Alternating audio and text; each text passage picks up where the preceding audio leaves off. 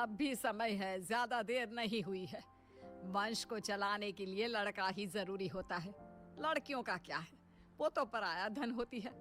एक ना एक दिन तेरी बेटी दृष्टि भी अपने ससुराल चली जाएगी। फिर बुढ़ापे में कौन तुम्हारा सहारा बनेगा, कभी सोचा है तुमने? मम्मी जी, मैं आपकी बात समझ रही हूँ, लेकिन किसी दूसरे के बेटे को हम कैसे अपना लें भला? जिस किसी भी बच्चे को हम गोद लेंगे उसकी रगों में तो किसी दूसरे का ही खून होगा ना, और मैं दूसरे के बच्चे को पाल नहीं सकती। हाँ माँ, महिमा ठीक कह रही है। वैसे भी दृष्टि अब 8 साल की हो चुकी है, सब समझने लगी है वो भी। अगर हम बच्चा गोद ले भी लेते हैं तो हो सकता है कि कल को वो भी उस बच्चे को एक्सेप्ट ना कर पाए। अरे वो सब तुम समय पर छोड़ दो, समय के साथ साथ उसे भी सब समझ में आ जाएगा। वसुंधरा अपनी बेटी बहू को रोजाना यही बात बोलती, जिसे गिरीश और महिमा नजरअंदाज करते रहते। फिर एक दिन, तुम लोगों को पता है वो जो हमारे पड़ोस में विमला रहती थी ना, जिसकी सिर्फ 2 बेटियां थी, आज उसकी बंद कमरे में लाश मिली है। जानती हो, उसकी सास ने भी उसे समझाने की बहुत कोशिश की थी कि किसी लड़के को गोद ले आए, लेकिन उसने अपनी सास की एक ना सुनी। और देखो, आज कंधा देने वाला भी कोई नहीं। वसुंधरा की इन बातों का गिरीश और महिमा पर इतना ज्यादा असर पड़ता है कि वो तुरंत ही बच्चे को गोद लेने का फैसला कर लेते हैं।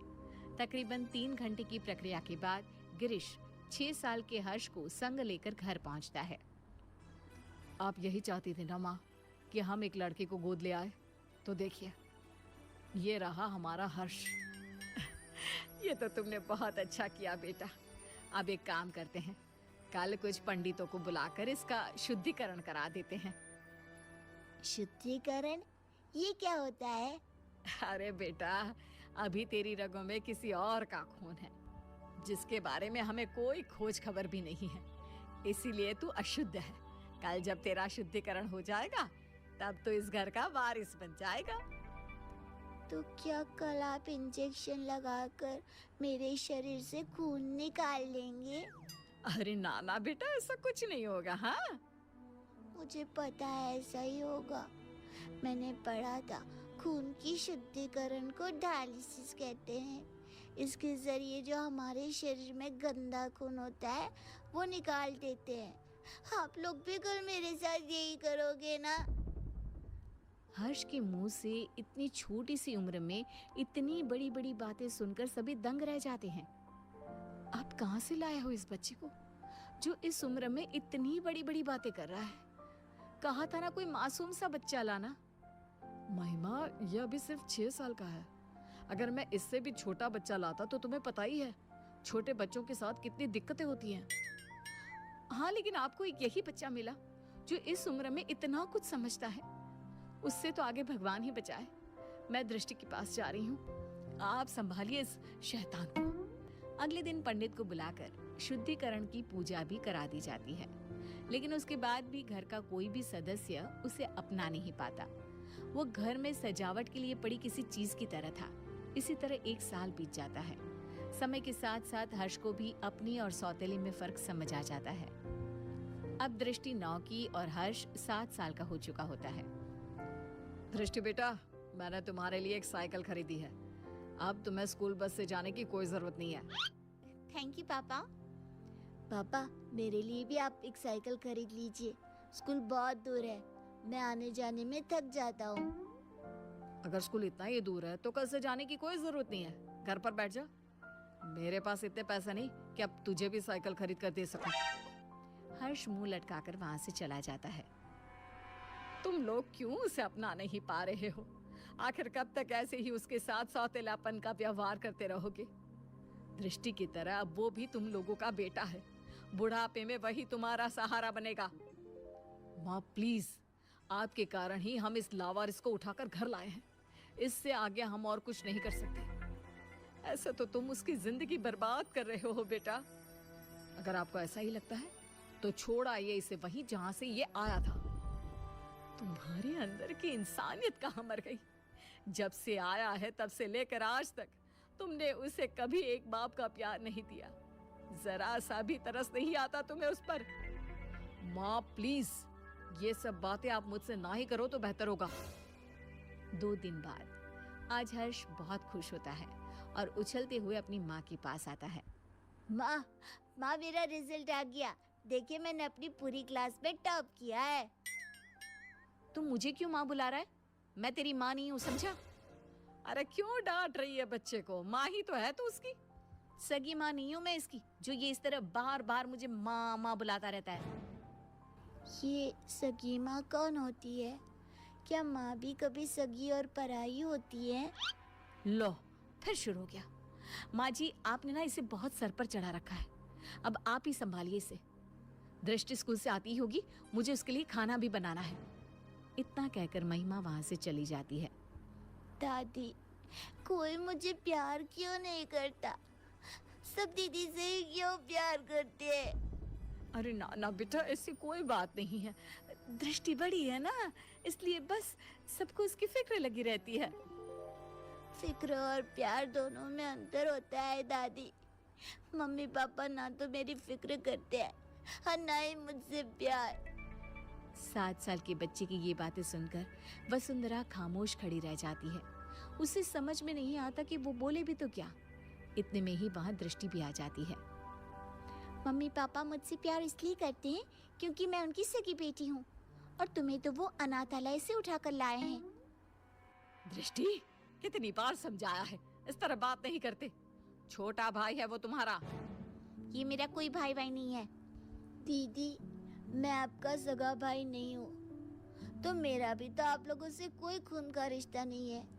उसके बाद भी जब मैं आप लोगों का स्वीकार कर सकता हूँ, तो आप लोग क्यों नहीं अपना रहे मुझे? शोर सुनकर गिरीश और महिमा भी बाहर आते हैं।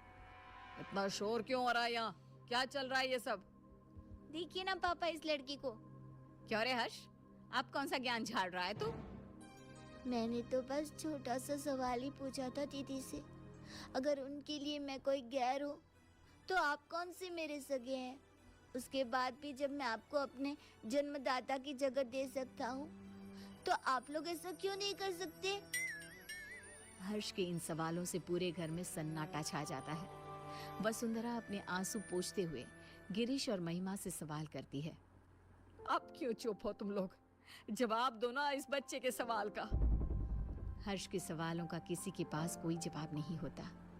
गिरीश और महिमा बिना कुछ बोले अपने रूम की तरफ चले जाते हैं। ये लड़का तो जरूरत से ज्यादा ही तेज है। कहीं हमने इसे गोद लेकर कोई गलती तो नहीं कर दी? अगर ऐसा ही रहा तब तो ये हमारी बेटी का हक छीन लेगा और पूरी प्रॉपर्टी हड़प लेगा। तुम सही बोल रही हो महिमा। हमें जल्दी से इस लड़के का कुछ करना होगा। ये हमारी बेटी के लिए खतरा हो सकता है। अगले दिन, हर्ष बेटा कहाँ हो? चलो आज हम तुम्हें कहीं बाहर घुमाने ले चलते हैं। सच में माँ, हम घूमने जा रहे हैं? हाँ बेटा, अब जल्दी से तैयार होकर आ जाओ। हर्ष भागते हुए अपने रूम में तैयार होने जाता है। थोड़ी देर बाद वो तैयार होकर बाहर आता है, जहाँ गिरीश और महिमा उसका इंतजार कर रहे होते हैं। मम्मी पापा, हम कहाँ जा रहे हैं? आज हम तुम्हें मेला दिखाने के लिए लेकर जा रहे हैं। कल तुम्हारे सवालों ने हमारी आंखें खोल दी, इसलिए अब हम तुम्हें अपने सगे बेटे जितना ही प्यार देंगे। हर्ष ये सब सुनकर बेहद खुश हो जाता है। उसे लगने लगता है कि अब उसके बुरे दिन जा चुके हैं, लेकिन उसे कहाँ पता था कि उसकी किस्मत में आखिर आगे क्या लिखा है। वे सब मेले में पहुंच जाते हैं। हर्ष बेटा, झूला झूलोगे? हाँ मम्मा, मुझे झूला झूलना बहुत पसंद है। ठीक है, तुम जाकर झूला झूल लो, हम लोग तुम्हारा यहीं इंतजार करते हैं। हर्ष चला जाता है।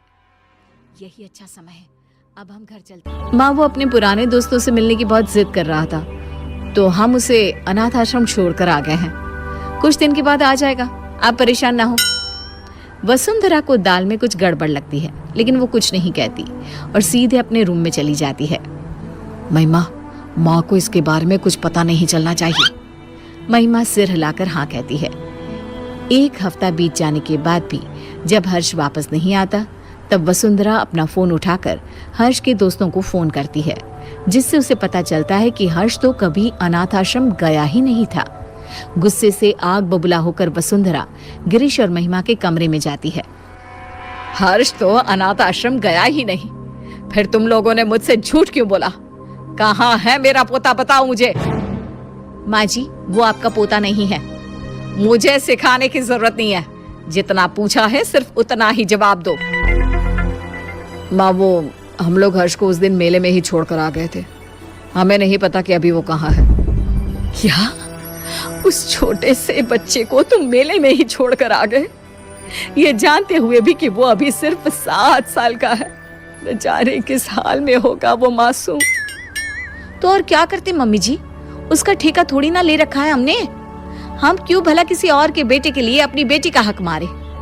इस घर, परिवार और हमारे प्यार पर सिर्फ दृष्टि का हक है। अगर ऐसी ही बात है तो मैं तुम्हें याद दिला देती हूँ कि तुम भी कोई मेरे सगे बेटे नहीं हो। ऐसे ही किसी अनाथ आश्रम से मैं तुझे लेकर आई थी। अगर उस समय मैं भी यही करती तो आज तुम भी दर दर की ठोकरें खा रहे होते। मैं नहीं जानती थी कि तुम दोनों की सोच इतनी छोटी भी हो सकती है। वसुंधरा की बातों से दोनों का सिर शर्म से नीचे झुक जाता है। उन्हें अपनी गलती का एहसास तो हो चुका होता है, लेकिन अब शायद बहुत देर हो चुकी होती है। दोनों हर्ष को ढूंढते हुए उसी मेले की तरफ पहुंच जाते हैं, लेकिन वहां उन्हें सिवाय सन्नाटे के कुछ नजर नहीं आता। अगले दिन गिरीश और महिमा फिर से उसी मेले में हर्ष को ढूंढने जाते हैं। क्या हुआ साहब, किसी को ढूंढ रहे हो क्या? कुछ दिन पहले हमारे साथ एक बच्चा आया था ना, जिसने झूला भी झूला था। आपने उसके बाद से कहीं देखा उसे? नहीं, उसके बाद मैंने उसे देखा तो नहीं, लेकिन उस दिन बहुत रो रहा था बेचारा।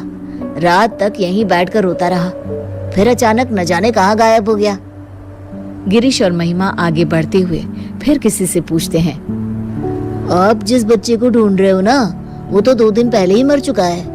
बेचारा पिछले कई दिनों से यहाँ रोज आकर अपने मम्मी पापा को ढूंढता था। कई दिनों से कुछ खाया भी नहीं था उसने। फिर एक दिन एक्सीडेंट में उसकी मौत हो गई। 7 साल की मासूम की मौत के बारे में सुनकर गिरीश और महिमा के पैरों तले जमीन खिसक जाती है। उनकी घटिया सोच आज एक मासूम की मौत की वजह बन चुकी थी। क्या गिरीश और महिमा का एक 7 साल के बच्चे को लेकर ऐसा बर्ताव उचित था? गोद लिए हुए बच्चे को अपनाने के बाद भी आखिर क्यों उन पर सौतेले और अनाथ होने का टैग लगा दिया जाता है? क्या सिर्फ खून के रिश्ते ही रिश्ते होते हैं? दिलों के रिश्तों का कोई वजूद नहीं होता?